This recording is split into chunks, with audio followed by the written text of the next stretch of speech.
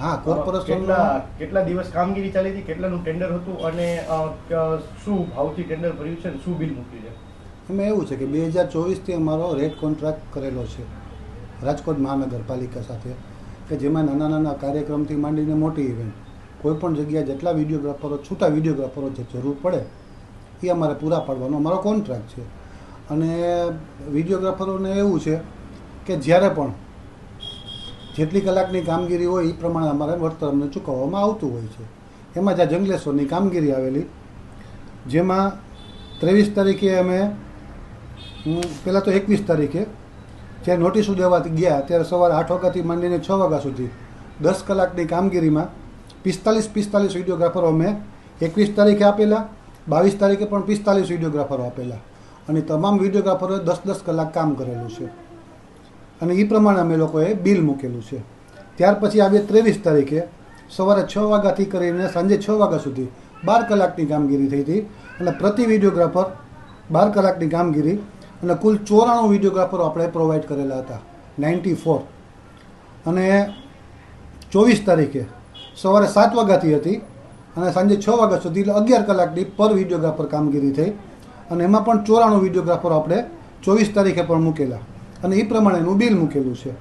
ત્યાર પછી 25 તારીખે સવારે 8 વાગ્યાથી માંડીને 6 વાગ્યા સુધી 10 કલાકની કામગીરી કુલ 13 વિડીયોગ્રાફરો આપણે આપેલા હતા અને એ પ્રમાણેનું અમે બિલ મૂકેલું છે. તારીખ 26 તારીખે સવારે 8 વાગ્યાથી માંડીને સાંજે 8 વાગ્યા સુધી 12 કલાકની કામગીરીનું કુલ 13 વિડીયોગ્રાફરો મૂકેલા અને જેનું અમે બિલ મૂકેલું છે.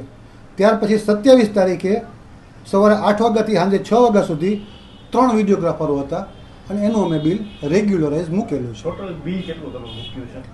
એબાઉટ 24 લાખની આસપાસ તમારું બિલ ટોટલ થાય છે. આ પ્રમાણે 24 લાખનું બિલ થાય છે. વર્ક ઓર્ડર તમને કઈ તારીખથી કઈ તારીખ સુધીનો હતો? અમારે 24 તારીખે 2024માં 15/6/2024ના રોજથી 2 વર્ષ માટે અમારો કોન્ટ્રાક્ટ હતો, જે આ 17 તારીખે અમારો એ પૂરો થયો છે. તમને જે ડિમોલેશનની કામગીરીમાં કેટલા દિવસનો વર્ક ઓર્ડર આપ્યો હતો? એમાં અમને 3 દિવસનો વર્ક ઓર્ડર આપેલો, પણ અમારા ટેન્ડરોની શરતોમાં લખેલું છે કે જ્યારે પણ જરૂર પડે ત્યાં તમે કામગીરી કહેવામાં આવે તો અમારે કામગીરી પૂરી કરી દેવાની રહેશે. તો જે તે ટાઈમે રોજે રોજની કામગીરી પૂરી થાય, માની લો કે 22 તારીખે જે પૂરી થઈ તો 22 તારીખે રાત્રે 9 વાગે અમને કહેવામાં આવ્યું કે ભાઈ આવતીકાલ સવારે 6 વાગે અમારે 94 વિડીયોગ્રાફર જોશે, તમે એ રીતે પૂરા પાડેલા. પછી 24 તારીખની કામગીરી માટે અમને 23 તારીખે રાત્રે 9 વાગે કહેવામાં આવેલું કે આવતીકાલે પણ 94 વિડીયોગ્રાફર જોશે. એવી રીતે 24 તારીખે રાત્રે 9 વાગે અમને કહેવામાં આવેલું કે આવતીકાલ 13 વિડીયોગ્રાફર જોશે. એ જ રીતે 24 તારીખે રાત્રે 9 વાગે અમને કહેવામાં આવેલું કે આવતીકાલે અમને 13 વિડીયોગ્રાફર જોશે અને પછીની દિવસે અમને 3 વિડીયોગ્રાફરનું કહેવામાં આવ્યું. કેટલા રૂપિયા લખે તમે ચૂકવ્યા હતા? કારણ કે કેટલા રૂપિયા લખે તમને ટેન્ડર આપવામાં આવ્યું છે? એમાં એવું છે કે અમારે તેમાં 2 ભાવ, રેટ કોન્ટ્રાક્ટની અંદર 2 ભાવ હોય છે, એક HD અને એક DSLRનો હોય છે. જેમાં એ લોકોનો RCમાં ભાવ 700 રૂપિયા અને 1000 રૂપિયા હતો.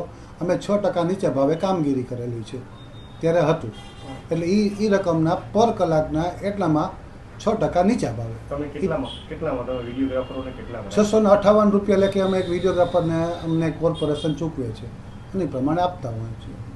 તો આ જે બિલ મૂક્યું છે 24 લાખનું જે તમારું બિલ મૂક્યું છે, તો તેમાં વિસંગતતા કઈ હતી? તમને ખ્યાલ આવ્યો હતો કે વિસંગતતા હોય એવું? ના, એમાં એવું હોય કે ત્યારે તો બહુ મોટા પાયે કામગીરી હતી. આજ મારી માથે જવાબદારી બહુ મોટી હતી, એટલે અમને જે સ્થળ ફાળવવામાં આવેલું હતું સ્વિમિંગ પુલનું, ત્યાં મેં મારા વિડીયોગ્રાફરો ત્યાં હાજર થાય અને ત્યાંથી અમારે કામગીરી કરવાની. પછી સ્થળ ઉપર કોઈ સાહેબોના ફોન આવે તો મારે એ પ્રમાણેની કામગીરીની બધું લાઇઝન ગોઠવવાનું હોય, એટલે બીજી બધી કોઈ વસ્તુ ઉપર અમે ધ્યાન દેવાનો અમારી પાસે મોકો અથવા ટાઈમ નથી મળ્યો. તમારું બિલ હાલ પાસ થઈ ગયું છે કે બાકી? હા, અમારું બિલ અમને ત્યારે કહેવામાં આવેલું કે અમે અઠવાડિયે 10 દિવસ 15 દિવસ તો પાસ કરી દઈશું, પણ અમારા એ બિલ એપ્રિલ મહિનામાં પાસ થયા છે.